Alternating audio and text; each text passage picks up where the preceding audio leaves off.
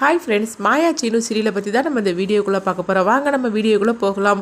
புவனேஸ்வரியும் தனாவையும் தான் காட்டுறாங்க. புவனேஸ்வரி சொல்லிட்டு இருக்கிறாங்க, தனா நான் சொல்கிறது கேளு, உனக்கு பிடிக்காத ஒரு வாழ்க்கையை நீ வாழ வேண்டாமா அப்படிங்கிறாங்க. நீங்கள் என்ன சொல்ல வரீங்க அப்படின்னு தனா கேட்கும்போது, ஆமாம் நான் உனக்கும் கார்த்திக்கும் நான் கல்யாணம் பண்ணி வைக்கிறேன் அப்படிங்கவும், என்ன சொல்கிறீங்க இதெல்லாம் நடக்கிற காரியமா, நான் எனக்கு ஏற்கனவே கல்யாணம் முடிஞ்சிருச்சு அப்படிங்கும்போது, அது உன் விருப்பமே இல்லாமல் நடந்த கல்யாணம், சொல்ல போனாக்கே அதுக்கு பேர் கல்யாணமே கிடையாது. அதனால அந்த தாலிக்கு எந்த மரியாதை நீ கொடுக்க வேண்டிய அவசியமே இல்லை, தாலியை கலட்டி நீ போட்டுரு, நான் உனக்கு கார்த்தியோட கல்யாணம் பண்ணி வைக்கிறேன் அப்படிங்கிறாங்க. இது கிட்டதுமே தனாக்கு ஒன்றும் புரியாம முடிச்சுட்டு இருக்கிறாங்க. அப்போ பசுபதி பார்க்குறாங்க, தனா மனசு மாறிடக்கூடாது அப்படின்னு சொல்லி பார்த்துட்டு இருக்கும்போது, அப்போ புவனேஸ்வரி தனாட்ட சொல்கிறாங்க, தனா என்னோட வாழ்க்கையை பாரு, உங்கள் அப்பாவை நான் கல்யாணம் பண்ணணும்னு சொல்லி ஆசைப்பட்டேன், ஆனால் அது நடக்காமல் போச்சுது. இன்னைக்கு பாரு நான் தனி மரமாக இருந்துக்கிட்டு இருக்கிறேன், அதே மாதிரிக்கு உன்னோட வாழ்க்கையை ஆயிடக்கூடாது. அதனால தான் நான் சொல்கிறேன், கார்த்தியை கொஞ்ச நேரத்தில் எங்கள் அண்ணன் ஜாமீனில் கூட்டிகிட்டு வந்துடுவார், அதுக்கப்புறமா அவங்க ரெண்டு பேருக்கும் நானே கல்யாணம் பண்ணி வைக்கிறேன் அப்படின்னு சொல்லவும், இது கிட்டதுமே தனா எதுவுமே பேசாமல் இருக்கிறாங்க.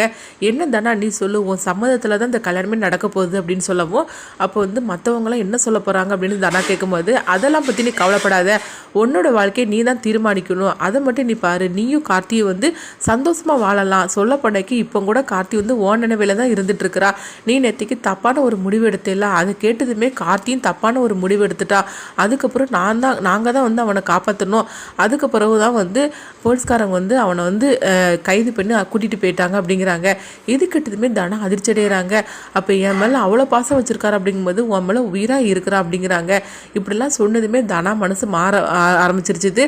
சரி நீங்கள் சொன்ன மாதிரிக்கு நான் கார்த்தியை கல்யாணம் பண்ணிக்கிறதுக்கு சம்மதம் அப்படின்னு தனா சொல்லியிருந்தாங்க. இது கிட்டதுமே புவனேஸ்வரியும் பசுபதி ரொம்பவே சந்தோஷப்பட்டுட்டு இருக்கிறாங்க. அப்போ புவனேஸ்வரி பசுபதி தனியாக வான்னு சொல்லிட்டு அவங்க கண்ணை காட்டவும் தனியாக வராங்க. அப்போ பசுபதி கேட்குறாங்க, என்ன புவனேஸ்வரி இவ இப்படிலாம் சொல்லிட்டு இருக்காள, சொல்ல பொண்ணாக்கி இவ மனசு மாறிடக்கூடாது, இந்த பொண்ணு நம்ம சொன்ன மாதிரிக்கு நடந்துப்பாள் அப்படிங்கும்போது, கண்டிப்பாக நடந்துப்பா, நம்ம கண்டிப்பாக ஏற்பாடு சீக்கிரமாக பண்ணிடலாம், அதனால சீக்கிரமாக போய் நீ கார்த்தியை அழைச்சிட்டு வந்துடு அப்படின்னு சொல்லவும் பசுபதி அங்கேருந்து கிளம்பி போகிறாங்க. அடுத்தது பார்த்தோம்னா ஒருத்தர் வராங்க, ஒருத்தர் துணிக்காரர் வராங்க, வந்ததுமே ட்ரெஸ் எல்லாம் கொடுக்குறாங்க, அதாவது கல்யாணத்துக்குள்ள ட்ரெஸ் எல்லாம் கொடுக்குறாங்க.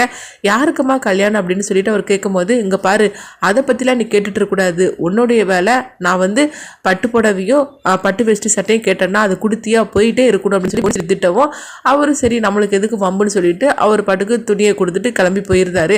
அதுக்கப்புறமா புவனேஸ்வரி தனத்திட்ட கொடுக்குறாங்க அந்த புடவையை, இங்கே பாரு முகூர்த்த புடவை இதுதான், இந்த புடவையை நீ மாற்றிக்கோ, அதுக்கப்புறமா இதில் கொஞ்சம் நகையெல்லாம் இருக்குது அதெல்லாம் போட்டுட்டு அலங்காரம் பண்ணிட்டு இரு, கொஞ்ச நேரத்தில் இப்போ கார்த்தி வந்துடுவான், அதுக்கப்புறம் இந்த வீட்டில் வச்சு உங்கள் ரெண்டு பேருக்கு கல்யாணம் அப்படிங்கிறாங்க.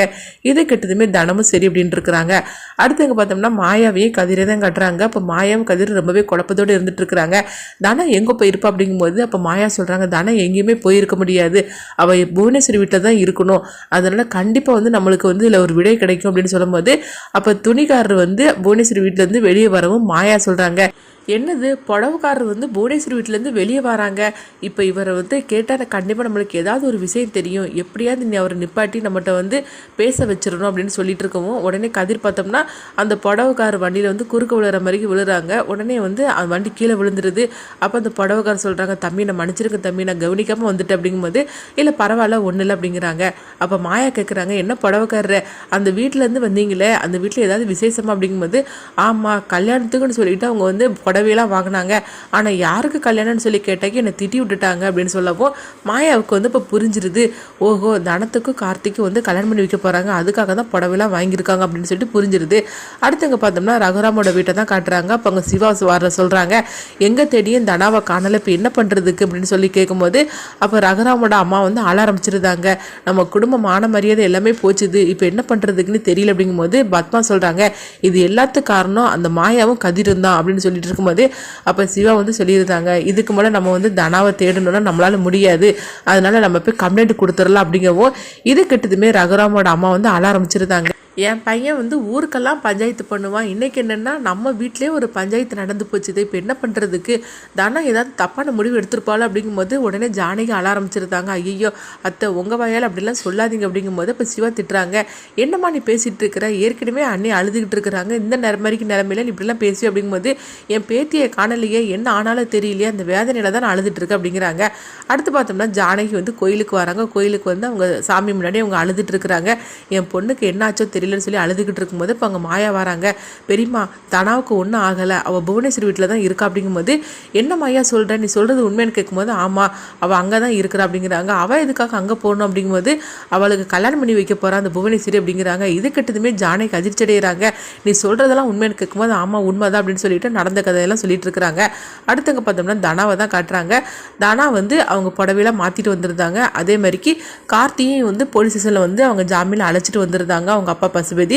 அப்போ கார்த்தியும் வீட்டுக்கு வந்துருந்தாங்க. வந்ததுமே வந்து அவங்க புவனேஸ்வரி வந்து தனாட்ட சொல்கிறாங்க, தனா இன்னும் அந்த கழுத்தில் அந்த தாலி இருக்க வேண்டாம், அதை கழட்டி தூக்கி எறி அப்படிங்கும்போது தாலியை கழட்டதுக்காக தனா போகிறாங்க. அப்போ கரெக்டாக வந்து ஜானகியும் மாயா வந்துருந்தாங்க. வந்ததுமே ஜானகி வந்து கத்த ஆரம்பிச்சிருந்தாங்க, தனா அப்படின்னு சொல்லிட்டு கத்தவும் உடனே வந்து தனா பார்க்குறாங்க. பார்த்தோம்னா அங்கே ஜானகியும் மாயாவும் நின்றுட்டு இருக்கிறாங்க.